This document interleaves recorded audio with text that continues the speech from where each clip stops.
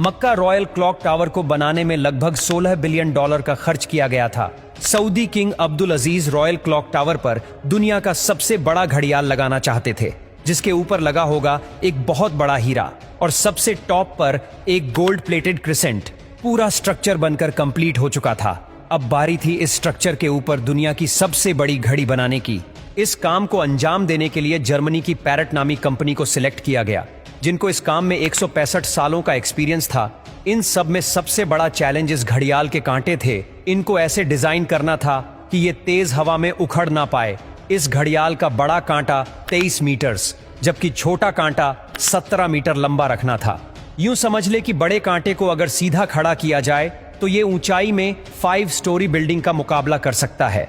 600 metre की ऊंचाई पर हवाएं 200 किलोमीटर पर आवर से भी ज्यादा तेज चल सकती है, जो इस कांटे को बड़ी आसानी से उखाड़ सकती है। आखिरकार घड़ियाल के कांटों को स्पेशल कार्बन फाइबर मटेरियल से बनाने का फैसला किया गया, क्योंकि कार्बन फाइबर एक लाइट वेट मटेरियल है, लेकिन यह स्टील से भी ज्यादा मजबूत होता है। स्टील की कंप्रेशन स्ट्रेंथ यानी दबाव बर्दाश्त करने की ताकत ज्यादा होती है और वो प्रेशर पड़ने पर मुड़ सकता है, लेकिन कार्बन फाइबर प्रेशर पड़ने पर मुड़ता नहीं है। इसके अलावा स्टील में जंग लगने का खतरा भी होता है, जबकि कार्बन फाइबर पूरी तरह से रस्ट प्रूफ रहता है।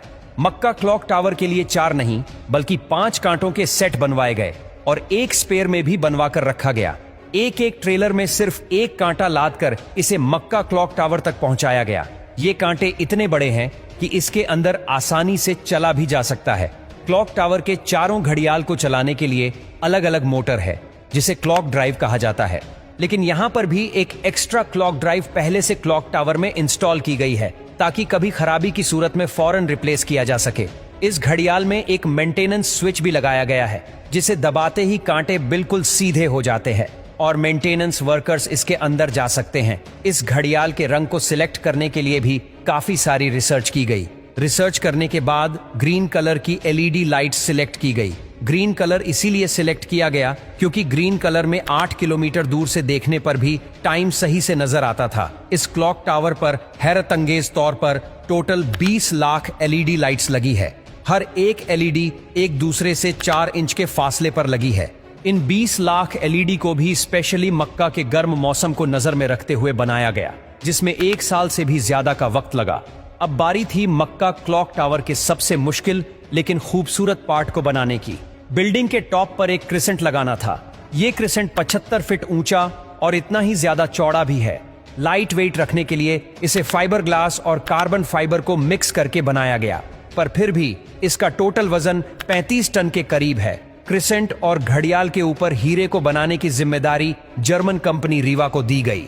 जानकारी के लिए बता दे कि इस घड़ियाल को दुबई में बनाया गया और फिर बाद में उसे मक्का ट्रांसपोर्ट किया।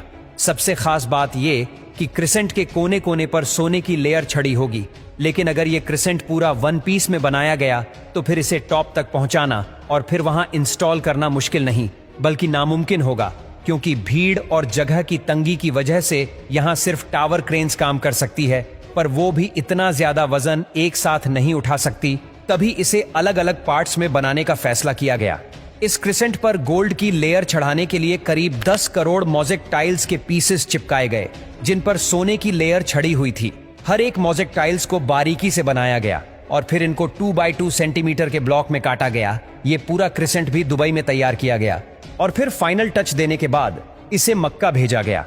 क्लॉक का डेमो वर्जन भी पहले दुबई की एक लोकेशन पर इंस्टॉल किया गया, क्योंकि जर्मन कंपनी के कुछ इंजीनियर्स पहले इसे इंस्टॉल करके देखना चाहते थे कि कहीं कोई खामी तो नहीं रह गई। सारे मसले फिक्स करने के बाद ही इसे मक्का तक पहुंचाया गया।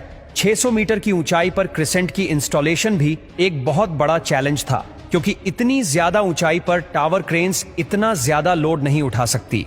इस क्रिसेंट को 4 अलग अलग हिस्सों में ऊपर खींचा गया और एक हिस्से का वजन करीब 4 टन था।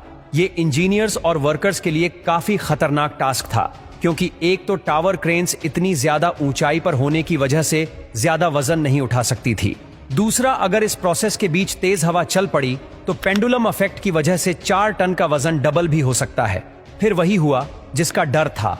ठीक उस वक्त जब क्रिसेंट का एक हिस्सा हवा में था, तब अचानक हवा चल पड़ी। आखिरकार कुछ वर्कर्स ने इसे रस्सियों से पकड़कर हिलने से रोका और फिर इसे पोजीशन में लाकर फिक्स कर दिया गया। इस क्रिसेंट में टोटल 3 फ्लोर्स हैं, एक ऑफिस, एक मीटिंग रूम और एक मस्जिद, जो कि मैन मेड स्ट्रक्चर पर दुनिया की सबसे ऊंची मस्जिद है। और अगर क्लॉक के एरिया की बात की जाए तो सिर्फ एक साइड की क्लॉक 16,000 स्क्वायर फीट पर फैली हुई है। $16 बिलियन की लागत से तैयार किया गया मक्का रॉयल क्लॉक टावर आज तक दुनिया में जितने भी स्काईस्क्रेपर बने हैं उनमें सबसे ज्यादा महंगा है।